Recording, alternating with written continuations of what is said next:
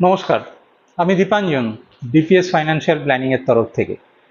Financial planning করার ক্ষেত্রে প্রথম যে জিনিসটা ভাবা দরকার বা যে জিনিসটা নিয়ে খুব ভালোভাবে ক্যালকুলেশন করা প্রয়োজন, সেটা হচ্ছে যে প্রত্যেকটা ইন্ডিভিজুয়াল কিন্তু এক একটা কোম্পানি।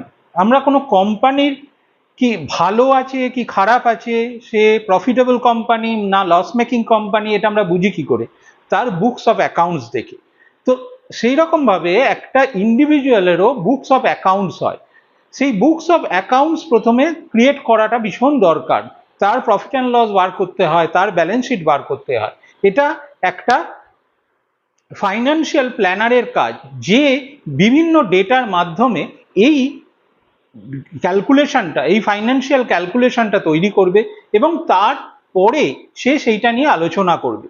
প্রোডাক্ট অনেক পরে আসে, প্রোডাক্ট সবার শেষে আসে। প্রোডাক্ট নিয়ে আমরা অহেতুক মাতামাতি করি যে এই প্রোডাক্টটা ভালো, এই প্রোডাক্টটা ভালো নয়, এটার পিয়ার কম্প্যারিজন করছি, ওটার পিয়ার কম্প্যারিজন করছি। এত কিছুর প্রয়োজনীয়তাই নেই। আমরা যদি বেসিকটাকে নিয়ে প্রথমে ভাবনা চিন্তা করি, তাহলে প্রোডাক্ট অটোমেটিক্যালি আসতে থাকে। ধন্যবাদ।